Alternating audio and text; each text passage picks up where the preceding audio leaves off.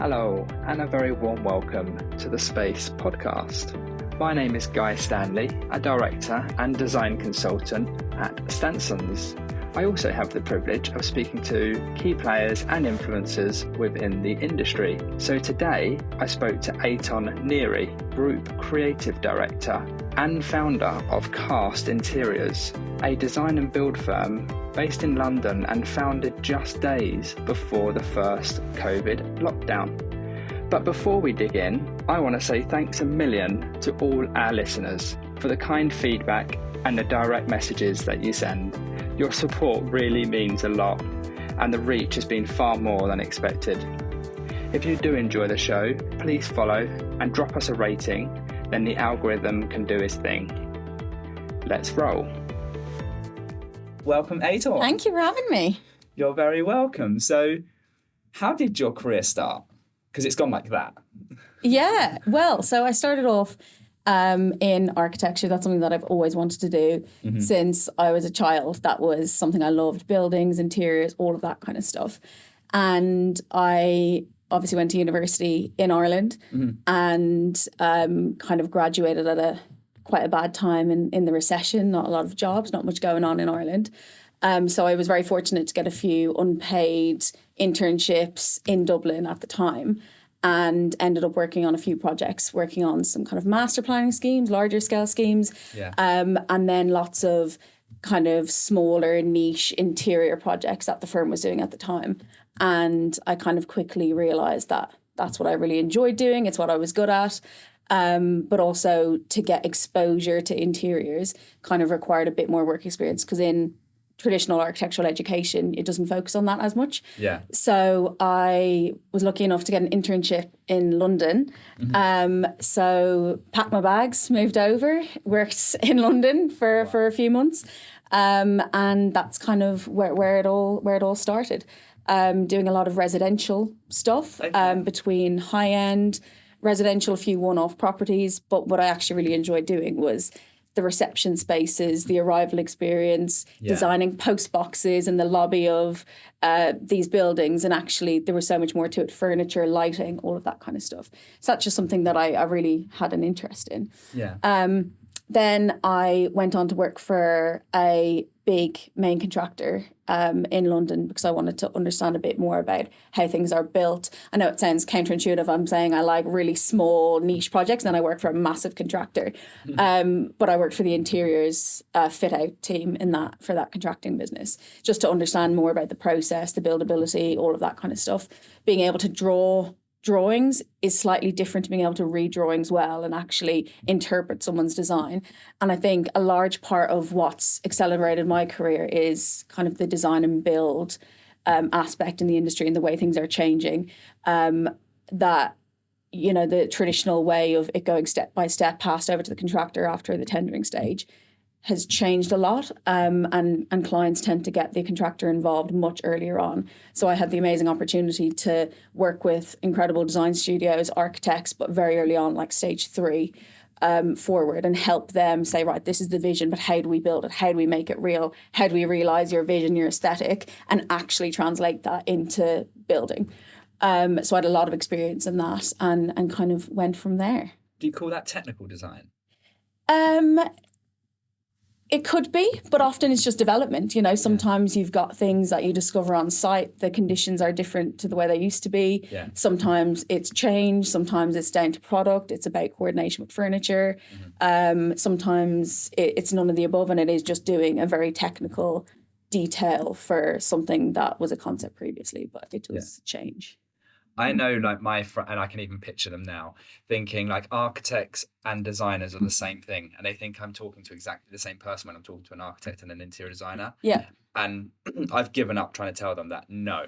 An architect and a designer is like literally like saying a brain surgeon and a dentist. It's so vast actually, because something that's very interesting for me is being an architect. I obviously, when I did my professional qualifications to get my ARB membership, I was working for a contractor in this quite niche space, whereas most people that were going through the chartership at that time were more traditional architects. Yeah. But I think something that's interesting for me is that the role of the architect has completely changed. And personally, I think it's for the better that the profession is diversifying.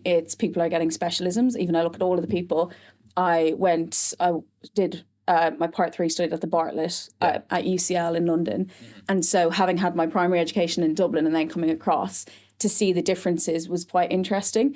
And actually, because the economy is so big here, you can afford to have all of these different specialisms. I've got friends who are in master planning, town planning.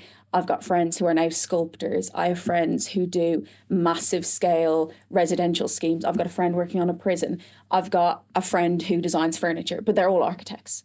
Yeah. So I think it's great that actually you can lean into anything, that it's a very, very worthy degree that can put you down any route. But the traditional sense of architecture is very different to interior design, as you picked up on. That a lot of it is to do with, structures, coordination, how everything stands up, how it all works, how the picture puzzle comes together. There's a lot of regulation. There's a lot of credentials that you have to achieve to do that. Whereas interiors is a lot more of the, kind of the person and how they feel. And the way the space comes together. But, I think all the skills are transferable. Yeah, I was going to say, what skills do you still use today from your architecture background, like with a more interior focus? Hopefully all of it. Hopefully I haven't forgotten anything. But I would say it's the scale, understanding the scale of a person, a thing, a doorway, being able to read drawings, look at something. I can look at something and know it's wrong in seconds, or that's going to feel awkward, or that's going to feel big. And I think that understanding of the size and scale and dimensions of things in 3D by looking at a sketch or a floor plan is really, really useful, because obviously in interior design, it's very much about a person standing, a person sitting, two people sitting beside each other. What's an awkward, weird, uncomfortable distance to have people sitting beside each other? Yeah. What feels natural, what's intuitive, and what's not? So I think that's definitely something that I've pulled through. It's really interesting, actually. We say in the office all the time that drawing and design is so personal, right? So I've got an amazing team of loads of fabulous interior designers, and they do loads of the great projects that we're responsible for. So they're worth a mention. But it's always funny when someone puts a drawing in front of me to have a look or to comment on. I can always tell who's drawn it.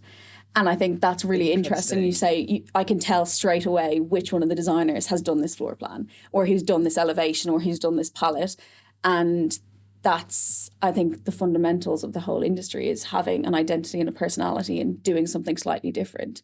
And they all have their own different style, and that's influenced by their education, their backgrounds. Some of them are architects, some aren't architects, some are engineers, and how they tackle a problem with that education is really interesting. Wow.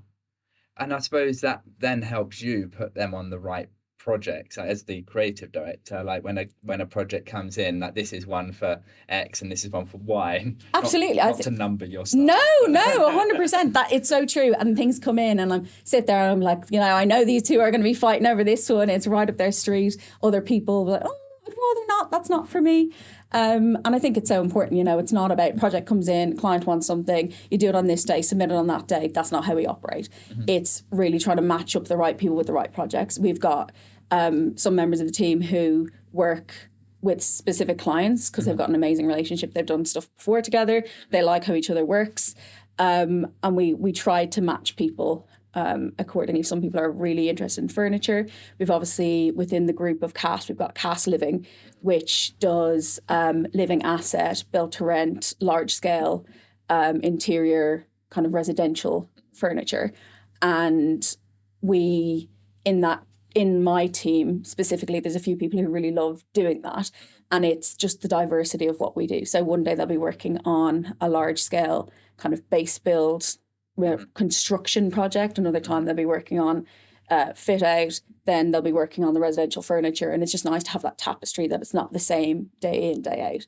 Yeah. Other people love doing the same types of things. So it's a big part of my role to make sure that they can excel and succeed in their careers, is putting on jobs that is going to inspire them and things that they're good at. No, that's big great. part of it. And Cast Group is a design and build and construction furniture company, which is majority female led.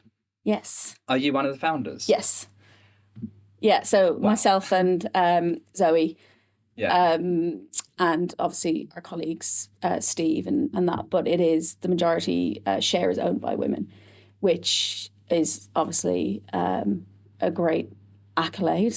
In the construction world. In the construction world particularly. Yeah. We are 36% female, and I think the industry average is about 14%. So that's incredible.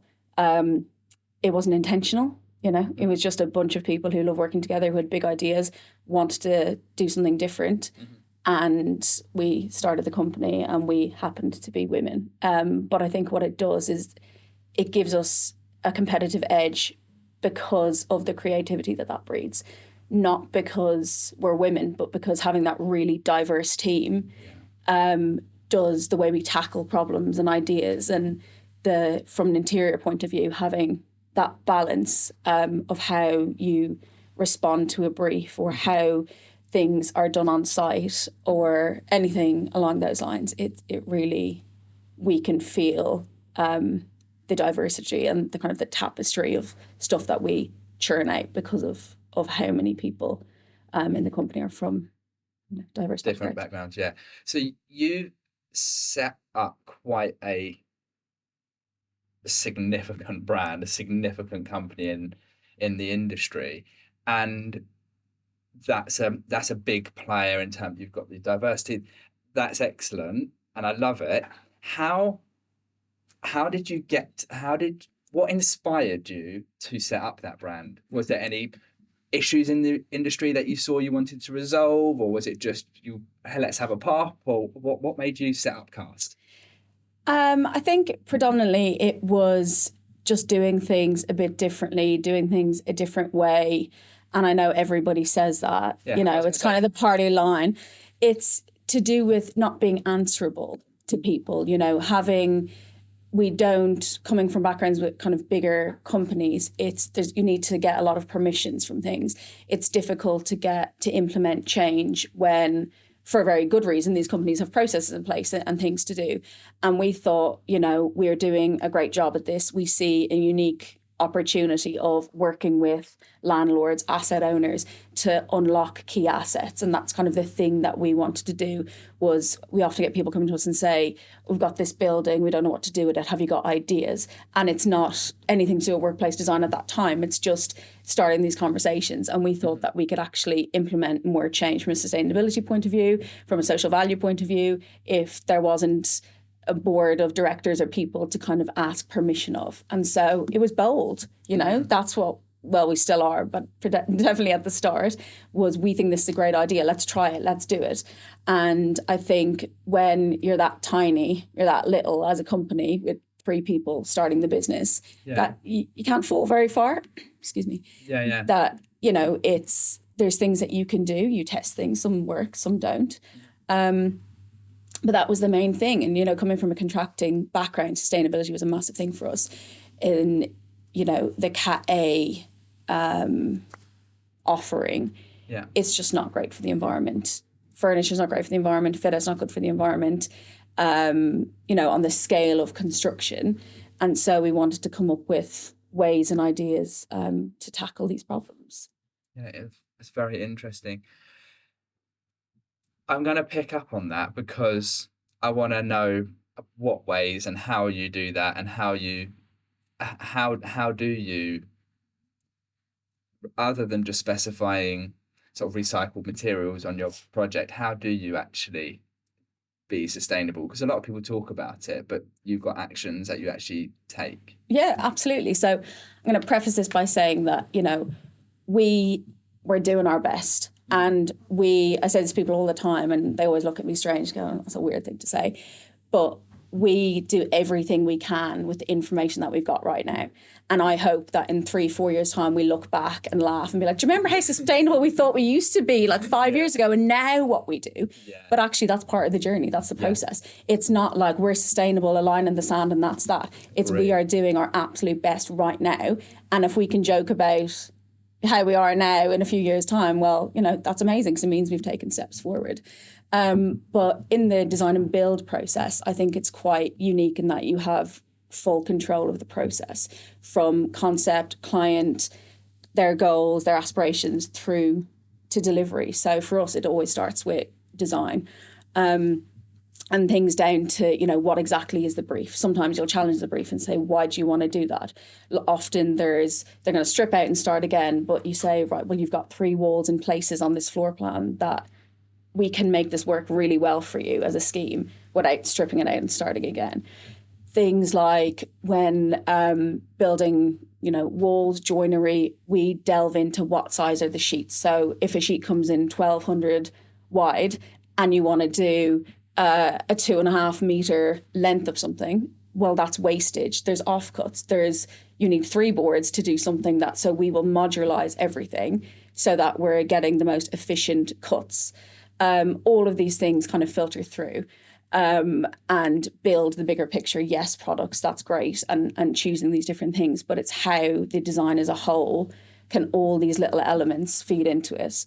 That's quite a big thing of what we do. Transport as well. Yeah, so we think you can't truly be sustainable if at the end of a project, where does your site setup go? Where do all of your materials go? Where does your packaging go? Of course, there's fantastic partners in the industry who can manage that for you. But from our point of view, we wanted to know everything about where our stuff was being stored, where it was going. So we've got out in Essex, we've got a warehouse, a yard that we consolidate. There's a beautiful office out there that lots of people work at. And for us, it's important that we know where things are coming and going. We can consolidate things. We do deliveries in batches. We don't do runs into town for no reason. So we can really control that process. Mm-hmm. It also means if we're doing a strip out or something for a client that's no longer required, we can keep it. So if they're saying, oh, get rid of those reception chairs, we can say, yeah, no problem. We'll take them back. We'll use them. We'll reupholster them. We'll design them into another project. We'll donate them. But it's really hard to do that if you've only got a beautiful small office in central London, right? So that's quite key to how we operate. Cast is clearly flourishing, and that's really exciting. What's your vision for the brand, like going forwards? What's next? It's always an interesting question, because if you asked at the start, it's very different to where we are now, that a lot of it has grown and evolved, and we've come up with ideas, and we've done different things that wasn't necessarily the way we set out. But I think that's the case with any kind of growing business. Mm-hmm. And we are very reactive and very responsive to what's going on around us. So being too rigid, stuck to a plan, I think would hinder any business in their development and their growth. COVID, for example. Well, we started the company 3-4 weeks before lockdown. So we started in January 2020, and it was in the news, it was abroad, it wasn't currently in the UK, it wasn't a real problem at that point. And so, we set up the company, we started in earnest, and then we got sent home. So we had a little small office with no windows, very humble little office in a co-working space in the city.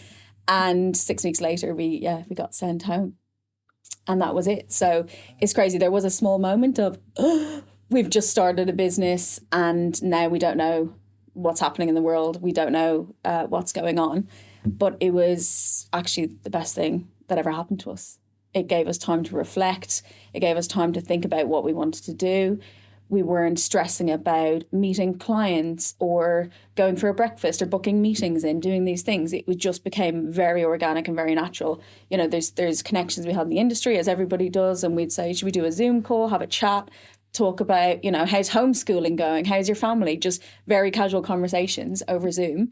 And that kind of really enabled us to pick where we were going, the direction. And we had lots of inquiries and tenders coming in during that process.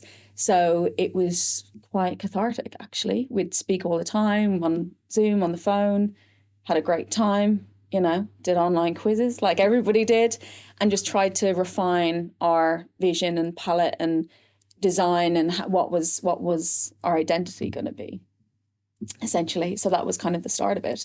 And then as we came out of lockdown towards the summer, we had a few clients who, let's face it, they gave us a shot. And that's a big part of it, that we go on this journey, but we have amazing clients who support us. And I think a lot of big businesses have goals in terms of social value, supporting SMEs, supporting female-owned companies.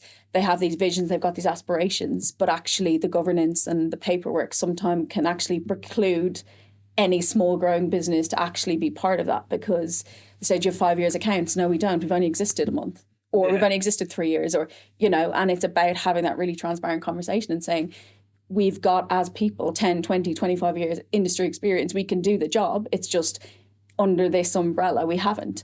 And it takes some people who really believe in you, who really want to work with you, who've potentially worked with you previously, or are like, no, our goal is to support these companies. We want to see what this journey is. We want to see how you could do something different to what we've experienced before. And so, grateful for all those opportunities. And I guess we didn't do a bad job. So it started with small 50 grand, 200 grand, really modest projects, and then did a great job. And we got more opportunities as the portfolio grew. People get to know who you are. People contact us saying, we've seen your design on LinkedIn, or we've seen your photos on Instagram, or we've been around a building in Soho and we loved the design. We asked the building manager who'd done it. And it kind of went from there. Really exciting. I got a real sense of like entrepreneurship and energy coming through, and that's kind of built that kind of that brand what it is today. Yeah, it was incredible. And we were saying, picking the name, that's a personal favorite, Okay. Cast. How? We were just we had a lot of rosé. We had a few bottles of rosé. We were trying to come up with a nice idea of what we could do. And we quite like the name. It's the collective pronoun for a pair of falcon. So it's a cast of falcons. So, and a falcon is a symbol for kind of strength and femininity and that kind of stuff. So it just seemed to fit. I never knew that. We were just two birds drinking rosé, and, now we've got a pink bird logo. But yeah, that's how it came from, a cast of falcons. So all of these interesting, experiences, things that we did. So nice to hear. Thanks for sharing that. A question I've got for a lot of people in your position is, what is the purpose of the office? Well, I think it's all comes back to the business, and it all comes back to what are you trying to achieve in that space. And actually, it's a hard question to answer, because no one size fits all. Yeah. It absolutely doesn't. And it's a cultural thing, I would say, is the biggest thing for us, is that what does your business do? How do your people live in your space? What are you trying to show off about your company? Mm-hmm. What drives you to have people together in the same place? Mm-hmm. And that's the most fundamental part of it. And I think often you'll ask that question of clients, what is the purpose? What is the brief? And it's often the first thing they say actually turns out that's not what they're looking for. After you have a conversation, you go, okay, well, actually, that's not the challenge you're having. The challenge you're having is X, Y, and Z, and it's a completely different solution. So it's about camaraderie, I would say. We're a big advocate of the office. We design them for a living. It would be remiss of us to not inhabit one, when that's something that we work with on a daily basis. Mm-hmm. It gives us also, what the challenges are. We know it's a nightmare when you don't have enough recycling bins, or this super boring operational part of it as well. You need to have the bigger picture.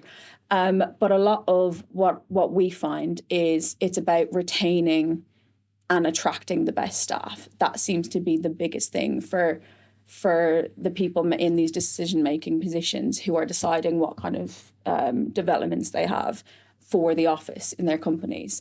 And a lot of it is, people can be selfish these days in a good way. You pick where do you want to commute? Where do you want to live? What kind of job do you want? people are highly educated as a society. Hopefully that will keep filtering through. But I think we're in a position where people are making really educated choices. It's not so much, not everybody, but people want to strive to have a job in a place that means something to them. And I think companies are really recognizing that you have to put something in place. And I think that's very different to 10 years ago. We're a place, we had beanbags, we had slides, we had ball pits, and, that's great, that's fun, that's unique, and things go through phases. But that was kind of the cool attraction to people. Now it might be something different. It might be people want to spend an hour speaking to friends, collaborating, asking different questions, working with different disciplines. They might want to spend 2 hours in a phone booth working really quietly. They might want to go into the boardroom and have a big meeting with their whole team. And the reality is the office is so important because it breeds culture and ideas and creativity. And yes, I'm a designer, but creativity has to take place in every business. If you're in finance, if you're in operations, if you're in tech, creativity is the fundamental to how businesses grow and develop. And you need to have a space where that flourishes. Yeah, no, I so agree. I'm going to circle you back a bit because you said people might come to you with a challenge, and actually that challenge, when you unpick it, it turns out to be a different challenge. How do you unpick that? It's conversation usually, and we love to bring people into our office. Obviously it's a bit of a showroom. We show off different products, things that we do, and I think the minute you walk into our office, you can feel the energy. Like, it's such a vibrant space.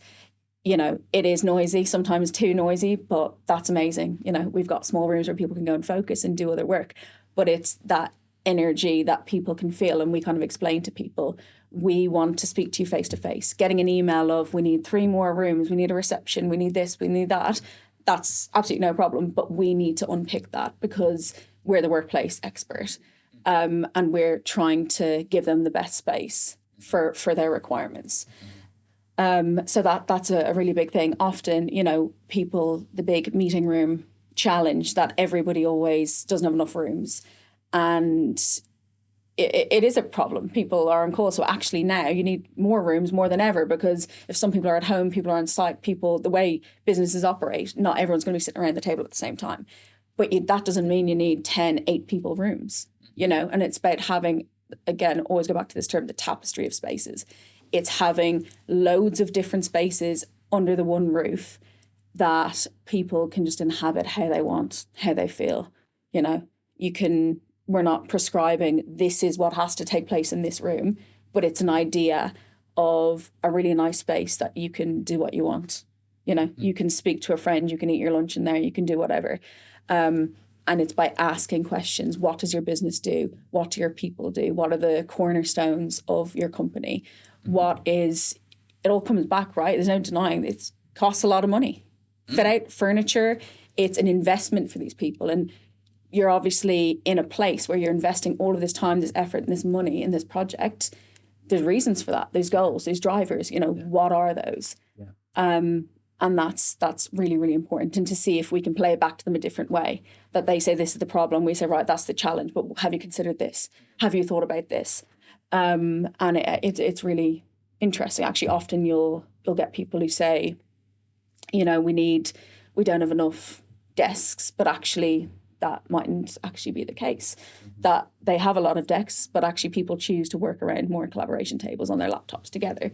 So it's seating positions, but it's not necessarily a fixed desk, or vice versa. So I think it's really teasing out that the brief is the best place to start. No, I think that's interesting because you've done it like multiple days a week. Right? Yeah. And for myself, it's not what I'm doing all day, every day, right? So I think that's interesting. If you were to write a brief for a client, what are like the top 3 things you'd tell them to look at? I think that's a really difficult question because one of our absolute fundamentals is that we don't write a brief for anyone. We interpret your brief. We develop your brief. We challenge your brief. We come up with ideas. But regurgitating to you what you want is not how you create amazing spaces. Okay. But I think there is a few fundamentals. It's really, really basic data, which you got to have.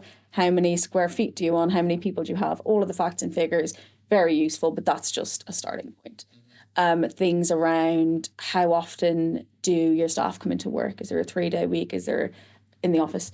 Is it flexible working? Is it not? Is it 5 days a week? And most of the time they will say, well, currently a lot of people work from home, but we want people to come to an office that they like, and maybe they'll want to do 4 days a week. That's a massive thing. There's huge corporates who are now going away from the work from home scenario. Productivity from a research and data point of view, productivity is lower. That has been proven in the last few months. There's some big organizations have come out with statements to that effect. But also for mental health, well-being, going to the office is so much more than turning up, sitting at a desk and doing your work. It's about your walk in the morning. It's about missing your train and being in a terrible mood because of that. But then other days you might bump into a friend you haven't seen in a while. The other day I saw there was like a tiny glimmer of a daffodil coming up, which, inspired me. I was like, yes, it's a small thing. The mornings are getting brighter, but it's part of a routine. It's a very human way of managing your day. So to understand that from their point of view. Yeah. And then the key thing, commerciality, nothing's free. Nothing is done without reason. These are businesses, landlords, they have to make money. They've got investors. They might be funds. They might be, people going into a merger. There's absolutely always a reason why they're doing it. And that's the key thing to understand. Is there a change in management? Is there a rebrand going on? Have they done a staff survey and everyone is like, we hate this office. It's terrible. It's sterile. I can never get it. That people moan about things. That is so fundamental. If you're spending your day in these places and it's not enjoyable, it's not comfortable, of course you're not going to want to go there. So those are the key things. But everyone is so different. Yeah.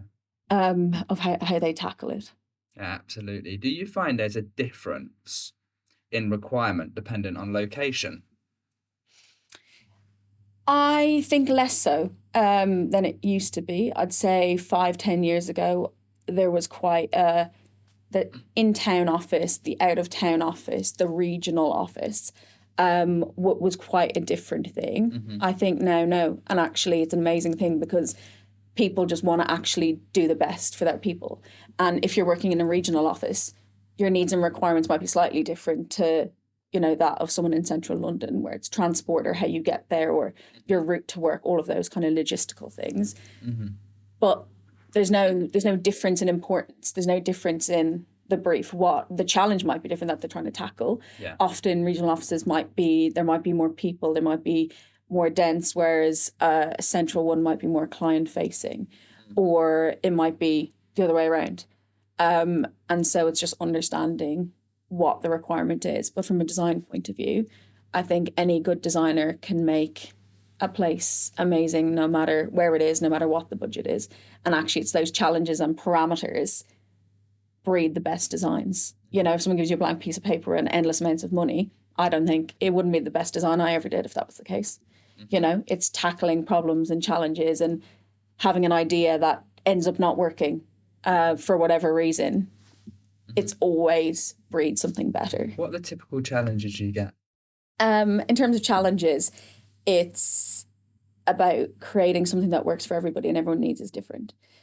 So a big part of that is making sure that what we do is inclusive for people. So it's around we do a lot of sensory rooms, neurodiverse spaces, gardens, biophilia, quiet rooms, auditoriums that people have different needs and different requirements. And it's about creating a space where everyone's included and can have those kind of things. Challenges for us from a technical point of view is often around engineering, statutory requirements. That's not a challenge. It's just something that you absolutely have to do. It's for the wellness of everybody. Mm-hmm. but it's around making sure that your air volumes are right, the temperature is nice, the comfort is right. So I would say that the engineering integration with the way the space looks is absolutely important. You know, I can design something that looks amazing, that's going to be up for an award. And if the people are in there, they're freezing cold, sweating, not enough fresh air, acoustics are terrible, no one's going to remember you for your beautiful design and your nice sofa and your reception. All they're going to moan about is the way they feel, how they inhabit it is just, they don't like it. It's not comfortable. And that's one of the absolute key things to get right. Lighting, daylight, all of these kind of things. That's the challenge, is tying all of it together to be one coherent scheme that really touches every corner. And how should people feel in a space? Like they want to be there. Yeah, fair. I think. Or that it's serving them in a way that they want to be served on that day at that time. Yeah. You know, if there's often times where you want to be at your desk, you want to be chatting to somebody, you want to engage with people, you want to say, who wants a coffee? Who wants a tea? Let me go to the kitchen. And then you end up with 15 cups of coffee to make. But there's times that you want to do that. There's other times where you know you've got something really important that you need to focus on. Yeah. There might be times that we have a great apprenticeship program at CAS, is that you want to, I love that element of it, the kind of sharing of knowledge and learning, and you might want to be with one of the graduates or one of our trainees and teach them something, speak about something different, learn from them. That's very different to being at your desk. Picking fabrics, picking finishes. Often our team go upstairs and where we have our sample showcase area in the office, and they're just, you can hear them roaring laughing from downstairs. It's amazing. And they're basically challenging each other. And they'll say, why did you pick that colour? And they'll explain the whole project and go between, or do you prefer this or do you prefer this? Doing all of the CGIs, the renderings, you know, it takes a village, particularly in our office. And there's people, and often they'll be gathered around a screen looking at something. And then there is the fundamentals of running a business, how we operate, you know, making sure that we have all of the right processes in place, that we're in the realm of construction. You know, there's things from a health and safety point of view. There's governance things. There's sometimes you need 10 people in a formal boardroom to have a serious meeting about one of those things. So it's just having all of these spaces where people can do what they need to. And if they feel happy and comfortable in any of those spaces, that's how it is. And personally, I don't want someone's like, oh, I love that room, that's my favorite room. Well, that's amazing, but I'm always intrigued as to why, you know, why that's their favorite space in the office. And often it's because that person has a preference for being in the buzz and the atmosphere, or somebody has a preference for putting their earphones in, being in a more quiet space. And so often it's about how they feel, not about the look and feel of that particular corner of the office that they want to be in. But I think it's being comfortable, being happy to sit there. You know, I always say, if you're having a chat, you're speaking to someone, the gauge for me is if someone's sitting there and they get up, make a coffee and go back, that's someone who's comfortable and happy in that space that they're in, because it's somewhere they want to return to. Yeah, I must admit, I agree with you. I would love to, if someone said to me, I love that space, I'd be like, why? You just want to know why. Yeah. Like, what is it that changes it? And it can be so many things, from the acoustics, from the lighting, from the textures, from the colour. Different people respond to colour depending on, obviously, the task they're doing. Yeah. And the whole, like, the enclosed or the open feeling. There's so much. I mean, you talk about space from an architectural background, and I totally agree with you. Perception and that whole feeling of space is really changes how we take in a space, doesn't it? Yeah, it does. And it's, I think, goes down from being in your house, being anywhere you've been, you know, school, education, everyone's experience of buildings is very different, you know, just the way of how they grew up, where they were educated, where they worked, where they had a part-time job when they were 15, 16, where all of these types of buildings that people interact with. What is your train station like, your local train station? Is it a small village? Where all of these things contribute to how you react and how you feel. Yeah. And so it's impossible to say, but I think, the coffee test of, does someone make a coffee and come back to that same place? That's a gauge of comfort and interaction with that as a place. And it probably changes 10 times a day. Yeah. Depending on mood, how you're feeling. And hopefully it does, because hopefully you're doing 10 different tasks and therefore using 10 different spaces, right? Absolutely. So when we're designing spaces, how can we be more considerate for mental health? I think it's a great question. It's something that's very important and topical, and not that it's an on-trend topic. It's not. It's just becoming more acceptable to talk about, which is amazing. But I think we've got big steps to take. There's what's really great is that there's a lot of people who have that as part of their brief. And actually, these companies are recognizing that it's something that needs to take place. But I think mental health is such an umbrella term for so many different things about how people are feeling and reacting. And so we're not professionals, who deal with this on a medical level, but it's about creating places that people feel safe to, first of all, most importantly, have the conversation. If you've got formal meeting rooms with boardroom tables and chairs and big shiny flat screen TV, you might be less inclined to have a conversation with your line manager or a colleague or a friend, because it's just not the environment where you might have that chat. And so it's having places that are conducive to it, where you can offer that bit of support. As a business, we've got loads of initiatives that tackle that, but that's definitely from kind of an employer point of view, and initiatives of how we deal with that, asking questions. But that's more a behavioural thing, not a design focused thing. But having spaces like neurodiverse spaces. We've got in our office rooms that you can go into that are quiet. You can dim the lights. You can put the blinds down. You can lift the blinds. We have meeting rooms that have sofas and armchairs in them, not tables. We have a room it doesn't have a glass door on the front. There's so many different things, but I think first and foremost, it's about making people comfortable so they can have that conversation. And it's a personal thing. It's a human interaction thing. It's how you can help, how you can reach out. And from a workplace point of view, that starts with having somewhere that's safe and comfortable and being able to have that chat.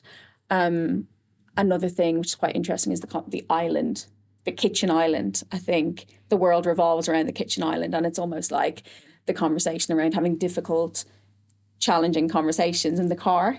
When your parents when you were growing up and they had something bad to tell you, or you had something bad to tell them, or there was a difficult conversation to be had, that looking someone in the eye can be really challenging and difficult and hard to kind of say how you feel. So we really champion the kitchen island as somewhere that all of these conversations can take place. Not necessarily in a public forum, but being able to sit beside someone, or being able to talk whilst you turn around, make a cup of coffee and turn back. Or you might say something that's upsetting you or bothering you, or you might have to take a deep breath to say something particular to your friend, that you can go and open the fridge. That it's having this setup that enables people to have conversations, that not necessarily in a really formal way. It's like they say, you have the best conversations when you're going for a walk with someone, isn't it? It's like you're side by side and you've got the walking, which is obviously releasing good endorphins anyway. Yeah. And makes people super comfortable and they're more open. And I think you're kind of creating that within an office, which is lovely. Yeah. And a place where people can go. We're lucky we've got an amazing roof terrace at the office, and we've got an allotment. Wow. So that's something that's great, that we grow herbs, fruit, veg, all of that kind of stuff. We make lunch in the office every day for everybody. And in the summer, we use some of those herbs, those different things that we try our best to incorporate into the menu and the food and what we're serving on those particular days. We grow mint. Sometimes there will be a mojito hat on a Friday that we're trying to use from our gardens, but having places that are just different. You're sitting in the fresh air, you're in the sun, it gives you a different feeling. And that's very important, I think, for us to have that outdoor space, that fresh air. But as a problem, it's something that employers really need to consider. Yeah. But for me, it's about having the conversation and not being the silent, unspoken thing. And the only place you can have a conversation like that, that's challenging, or someone's in a difficult place, is to have somewhere secure, safe, comfortable, that they can have it in. Yeah, no, I agree. I do think it comes down to culture and a company's culture and how open they are and embracive they are and diverse they are, all that type of thing, which you can't control as a designer. You can't tell a company what their culture needs to be. No. You can only work with what you're given, essentially, and just do the best you can for it. So I do think from a workplace manager, HR, leaders in a company need to be mindful of it first and foremost, and then obviously it will filter down and come, and you can use that kind of leadership and design it in and make it a thing and make it a really beautiful space that brings their values to life. Yeah. And I think we can influence culture to a certain degree. You know, if you have, this is part of the bigger conversation around bringing people back to the office and being involved. It can be lonely working from home. You know, there's a lot of people who, a huge amount, it's very expensive to buy a property, particularly anywhere, you know, near London.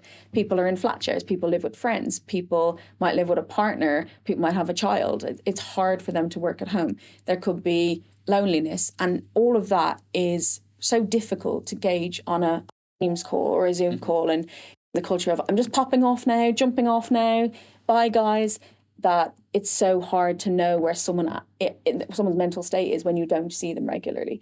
So having an office, but also the flip side of it, if you've got a terrible office and it's somewhere that you don't want to be, you'd rather be at home. I completely get it. Mm-hmm. So it's about creating somewhere that people want to go. So that's the first step, getting people together, getting them congregating, getting them having a chat, an informal conversation.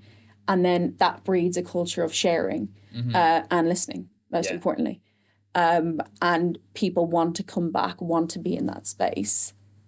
It's better than having people feeling isolated. So you can give some cultural empowerment for sure. And we've done a lot of projects that are about culture with some of our clients. And it's all about the line of sight, you know, and the lack of, for better or for worse. So the line of sight, being able to see 100 desks in a straight line, not great. Having walls everywhere, not being able to see anything else, also not great. So it's how you manage the open plan cellularization challenge. That's a massive part. So we always say we don't advocate for a formal reception desk. We kind of call it touchdown, concierge, reception bar, welcome bar, because what we've found is that from projects we worked on previously, the girl or guy who might be managing the reception desk, it's so isolating. It's such a lonely place to be. Often they're around a corner. Everyone they're engaging with might be a stranger. That sense of culture, having one person quite isolated from the rest of the team, is not something that we should be advocating for. You know, having somebody on their own all day in a certain place. So we try to tackle that in a different way, that there might be a bank of 6 desks where the front of house team members would be able to see the front door. They'll be able to access it. There'll be a nice bar, podium, somewhere that they can stand, check people in and out. Completely able to fulfill their role, but just feel more part of the team, that they're included. And having those lines of sight, I think, is really, really important. As well as having kind of nooks, smaller places and larger gathering space. That's something that we always try to look at. That's really interesting. I must admit, I'd never considered a receptionist who could be a vulnerable person sitting on their own at the front of a building, on their own, and meeting strangers one after the other after the other. Yeah, and there's strangers coming in, but also everybody who leaves. That often, we're all in a rush, right? Central London, we're all busy. Everyone's in a rush to go somewhere. And so it might be when you're leaving the office, you might be like, see you later, I'm off, running out the door. And so the people you do know are brushing past you. And it's something that we don't enjoy, we don't do. We try to have that conversation with lots of people, and nobody's ever resisted it, you know. Often challenges formalities around security, financial institutions. It's a role. You can't not have it. Yeah. But there's really clever ways in which you can fulfill the function, but have that person as part of the team. Yeah. But also have your guests arriving and feeling the culture, feeling part of the team. Yeah. That it's not you're sat there and then you're rushed into a room and the door is closed. These are people who are engaging with your business. you know, whether they're somebody coming for an interview, whether it's a client, that they are there to see what your business is doing, how they experience you. And so the front of house, back of house thing, I don't think there's a need for it. No. I think being visible, being transparent it should be seen. When I see a welcome bar, I'll think of you. There you go. And I also hope I get a drink at the welcome bar. Yes, absolutely. Like a champagne on arrival. We could arrange that. But yeah, it's something that is, often forgotten. Very fresh thinking. I really appreciate it. And then either for a member of the team or a client or a visitor coming in, they will feel the culture more because the people will be there. They can There'll be experience more energy it. That's rather absolutely than coming into this like sterile cold space. Yeah.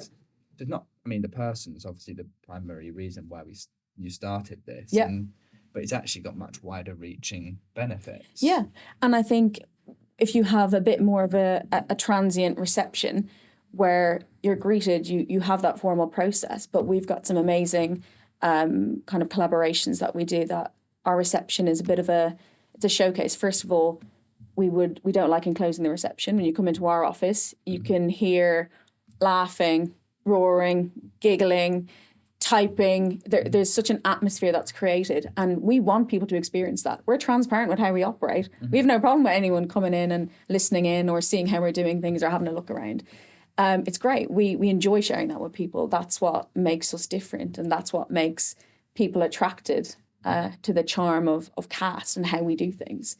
That it is always quite surprising to people. They're like, oh, just having all these conversations and there's people everywhere, and it's a nice thing. We've also got some really cool things that we do. We've got loads of artwork that we've, in collaboration with Creative Debuts, a company we partner with a lot. We did for International Women's Day, we got artworks commissioned that were made by women who've got art studios within a 10-kilometre radius of the office, which is great. And we had presentation. We set up the office like a gallery. People were able to come. People can buy the artworks. We've got QR codes on every piece of art in our office. Has a QR code that you can scan. And if you just happen to be in the office, you can scan it and you can go buy that piece of artwork or a different piece of artwork. And it's supporting the community, particularly women in this instance. But it does change. We have different themes of people we work with. And that's all over our reception. And the amount of times people come in and they're like, I love that piece of art, or I've scanned this code, or I didn't know what that was. We have our entire reception furniture. By reception, I mean welcome area. So the soft seating element of your arrival into our office. It's all remanufactured product. So not a single piece of furniture in that reception is new or purchased.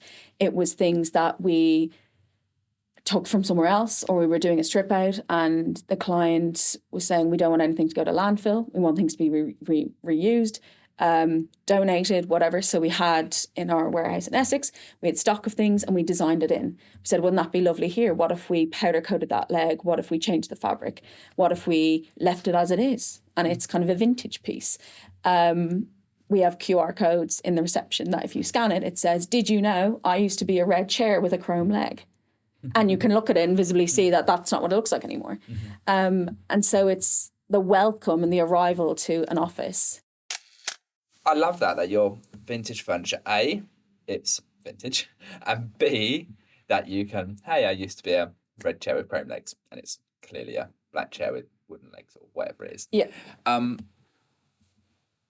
Can that play a much bigger part in large fit-outs? Yes, absolutely.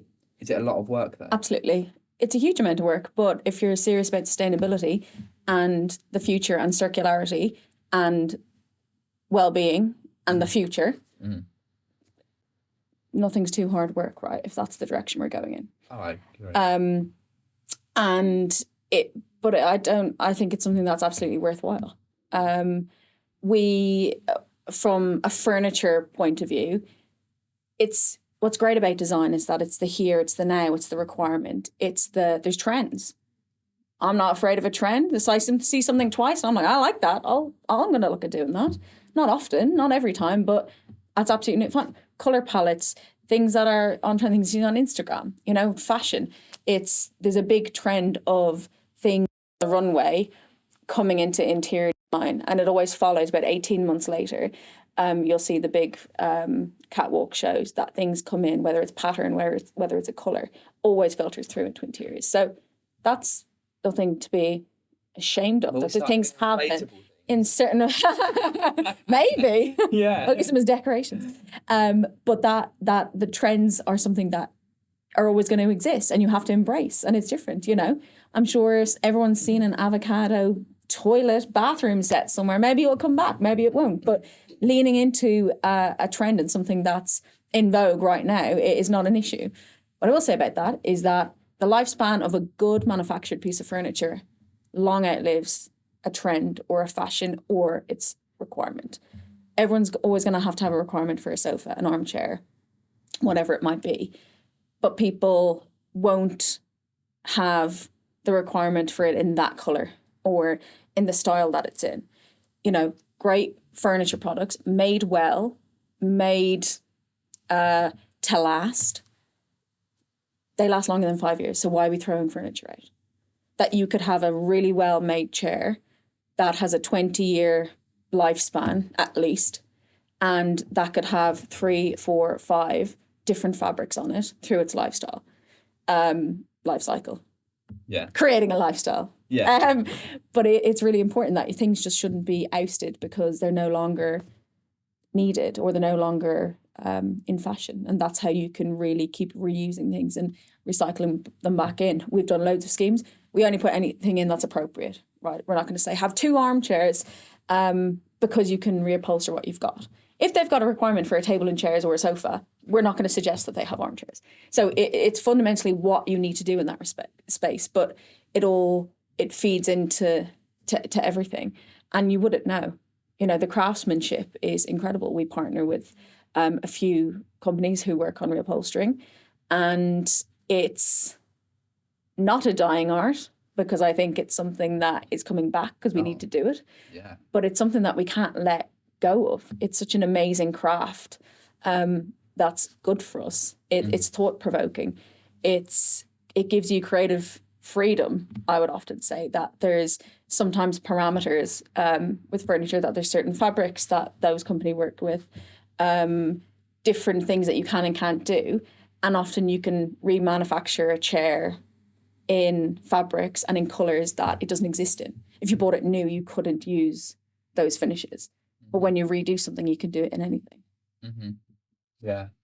No, I do think that is definitely going to be something. I do think also that people need to be mindful that it's a longer process and we cannot rush the design because we need time to find those products. And then when the decision-making process comes, we need to realise that these things aren't available for always, like if they're on eBay, for example. And but when we're buying furniture, there is truly timeless pieces that don't date. Yeah. That we can use and we can incorporate into designs. Like you say, they last 20 years and they shouldn't need any change, if you like. They can just be as they are. As they are. Yeah. So there's loads of different degrees to it. There's things that we do a really great deep clean on, steam them, any touch-ups required, and then it goes back in the way it just looks the exact same. Then you've got reupholstering, which is quite simple, leaving the frame the way it is. It's reupholstering and changing the colour of the frame. And then there's restuffing. So, if there's something that visibly you've had some large arses in over the years and it's got a dint in it, you can repad it, change it, make it look new. So there's loads of different levels of intervention. And then there's just things that they're visibly not new, but it's a nice piece of furniture and it's perfect for the scheme. It's got a story behind it. It's eclectic. There's no harm in that either. But I don't think we'll never be out of the requirement for new furniture, And so this isn't that nobody should buy anything new. That's not how it is. We've had really positive conversations with loads of UK furniture manufacturers. And people seem quite positive about this because actually it's an amazing accolade for them that we'll always need new, but it's having that badge of our product is so well made, it's so sustainable, it's so well put together, it's stylish, it's unique. that our product can be remanufactured. That's a really big selling point. So you might buy something and you might pay a premium for it being made in the UK or made a certain way. But actually, if you can use that product for the next 20 years in different guises, spend the money.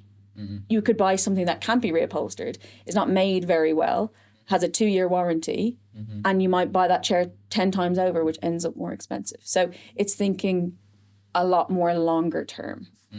It is something that we need to get our heads around. And for it to be a collaboration with old and new. And again, I said fashion will never go. There will always be the requirement for a new design, a new chair, a new product, a launch of something interesting. But for everything that exists, keep it in circulation. Yeah, no, that's really interesting. And a lot of this is just common sense.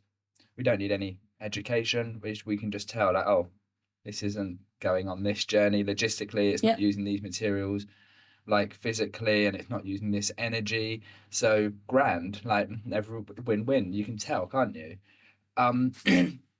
Do you think sometimes like certificates are a bit overrated, or is there a need for them? I think there's a need for them in the sense that there's a need that we have an understanding. We need to know where things came from. We need to be able to prove what we're being told, prove what we believe. I think education, being knowledgeable in what you're presenting, what you're putting forward, really understanding what you're selling. Absolutely, there's a requirement for it. If it should be a very, very detailed paperwork exercise, I don't know. I don't know what value that would hold. I also think, coming back to what I spoke about at the beginning as Cast, we were a small fledgling of a company. We had support from people. We were an SME. We didn't have endless amounts of resource. We didn't have endless amounts of time. We didn't have endless amounts of money. In fact, we had no money. So being able to do the formality for some businesses is really challenging. If you turn over £50 million a year and you have a sustainability department and you have all of these people with information, and that's amazing, that's incredible, that's something that they should be doing, but it shouldn't preclude smaller artisan brands because they don't have the resources to do the same thing. I think that's where the danger is, that some really great businesses will struggle because they can't come up with that information and that data. But do I think we need to know chain of custody, modern slavery, sustainability, all of those things? We have to know where everything's coming from. That is a fundamental fact. But I think there needs to be wider thought and consideration in the industry around how that's delivered as a transparent message to not impact the smaller furniture dealers, the smaller product dealers. Innovation, you can't hinder that by putting this process in. But there's a place for it. And I think there is a there is a call for certain certification, which is quite heavy for potentially for a small brand, or even like someone coming out of university that's like discovered a use for mycelium, recycled glass or something like that, and they can't necessarily get those certifications because it's very expensive, time consuming. They're putting their time and money, energy into actually the development, not proving their development.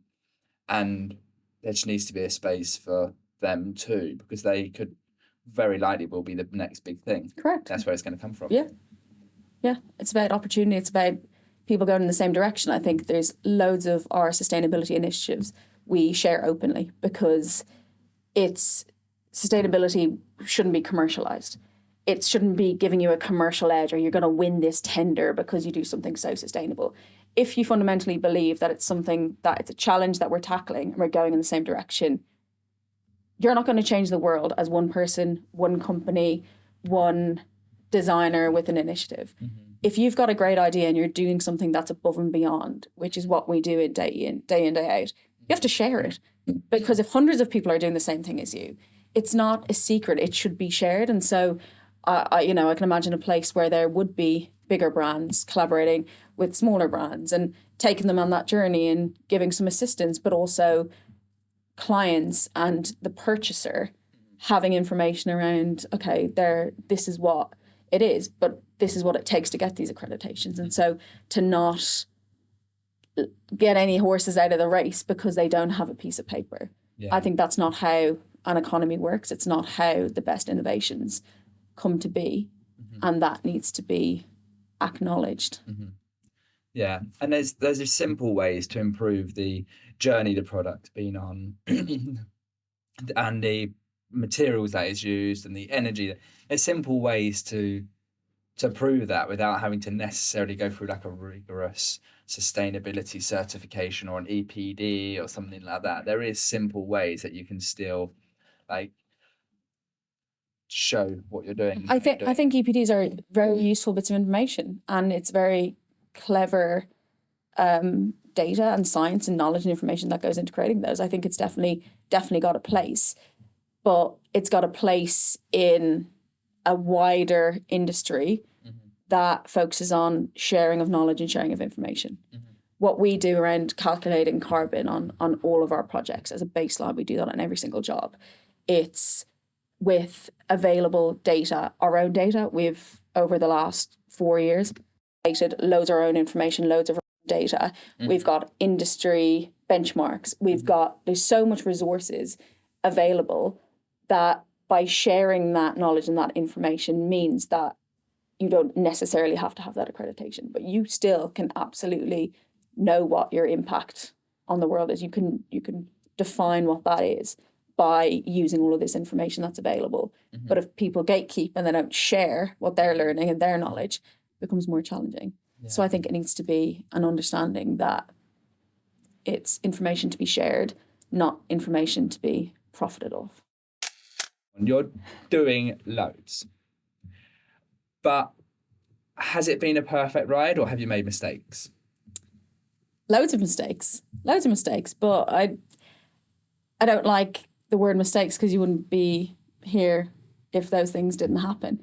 You know, there's people we met along the way that, you know, could have done without meeting. There's things that we did that wasn't perfect. We became experts in things very quickly, but nothing is seamless. And so a lot of mistakes were made. I think for me, one of the biggest things was having conviction in your idea and your thoughts. And I think as having started out as quite a young person in this position, I'm not that young anymore, but at the time, I was a lot younger then, kind of having that fear of doing something or saying something, that a bit of a lack of confidence in, will people take me seriously? Will people listen? Will people kind of understanding where I'm coming from? And I think that was probably mistakes I made earlier on, was going with ideas or going with the flow. And actually the amount of times now I'm thinking, oh, if I did that differently, it's something that I thought in my head, but I didn't vocalize it, or I didn't push for something to be different when I knew it was the right thing, because there were so many experienced people around the table who were saying one thing. I think that's absolutely imperative, that, you know, people really have conviction in what they're doing. So if you were talking to a junior designer that was looking for mentorship, what's one bit of advice you would give them? Exactly that. Yeah. If you think about something that you want to do and you think it's right and you want to test an idea. Things fail. You know, we've done projects, the amount of times, even the most simplest thing, you pick a paint colour, put it on the wall, and you're like, that looks shit. I don't like it, we're changing the paint. That's a very, very small mistake, but it's fine, you know? It's not life or death situation, that you can challenge it. And the only being safe is not a way to improve as a designer. And things aren't always going to work. And you might put two things together and go, that really is not working out how I thought it would. You might see samples and it doesn't translate into the idea, but that's all part of it. Yeah. And nothing can't be changed. It's not there forever. It's, you know, something that you can revisit and come back to. So I would say absolutely confidence. I think I would also draw inspiration from everywhere. You know, I think the more relaxed you are, it comes back to well-being. Going for a walk, I get all of my ideas, you know, at the gym, or I never have a good idea sitting on my desk because I'm busy doing the operational side of the role, keeping the show on the road. But actually, ideas come from different places. So it's about being healthy, having activities, doing things that you like. The amount of times we've got people WhatsApp me on the weekend and they'll be like, have you seen, look how cool this is, do you like this? I even had last week a quantity surveyor message me something and he was like, I saw this, do you like it? And it's about that, it's sharing, you know. Their expertise is in design, but they saw something that inspired them. They sent it through to the group. And living your life not focusing on design, but just absorbing the world you're in, you know. There's things, fashion, anything. If you're in a pub and you like something nice, you know, listening to people, understanding, and taking that forward. And don't be afraid to take risks. Be bold, because 90% of the time, you know, risks pay off if there's a very valid reason why you've done something. Yeah. I think it's easy because design's very personal. It's very attached to you personally. You've actually really put a lot of heart and soul and consideration into that. And then you're kind of expressing your personal feelings in a physical form that people can then talk about and pick apart, which is, you feel very vulnerable, right? True. You can do. Yeah. And so I think... And I would say that as well. It's not personal. If somebody comes in and they say, I hate that colour, it's not personal. It's not, okay, no problem. Tell me why. Let's go in a different direction. That's the part of the great part about being a designer, that it's really not personal. They're not saying, I don't like you, you're terrible at your job, you've got no style, I don't like you. It's not an assassination on anyone. It's just they don't like that colour. Yeah. And often you'll get clients can't communicate sometimes what they mean. So they might say one thing and then you might show them what they're describing and then you realise, or they realise, that's not what they mean. And that's fine. It's not an attack on you as a person. So to take it as it comes, you know, that it works. Yeah, I've had loads of times people are like, don't like that at all. And I'm like, God, I love that one, you know. But it's really important, I think, particularly in our office, there's designs, we make changes, we comment, I oversee everything that goes out the door from a design point of view. Some of it, I wouldn't have it in my own house. I wouldn't have it in my own kitchen. But it's so important to let all of the team be creative and do what they want to do and not stamp over what someone's doing, not micromanaging, not saying, no, that's not what happens here. The amount of times we get CGIs done from the incredible CGI artists in the office, and they'll say, we did too. And I'll always just say to the designer, whoever, say, what's your favourite one? And they're like, oh, I'm like, I'm not answering. Which one do you prefer? And they'll all go to that one. I said, well, that's the one you present to your client because it's your job and it's your project. And you've got to be passionate. And it's not up to me, you know. If you're responding to their brief, if you're delivering on something, an idea that you discussed with them, it's not my place to say. I think we're known for being bold, creative, colourful, different, unique, but no two projects are the same. And that's down to people being able to do what they want to do. Yeah, no, I love that. Thank you very much. And I think that wraps up this episode. So thank you very much, Etain. Thank you for having me. Really appreciate you joining, and some great insights around your career trajectory and everything. It's been really interesting from a leadership role and a key influencer in the workspace design, and then around obviously the place and the planet and how we impact that, and the people and how they feel and engage in the space. So it's been really insightful, and thank you very much. Thank you for having me, and thank you for your cider. You're very that welcome. You've given us. Love it. You're very welcome. Cheers.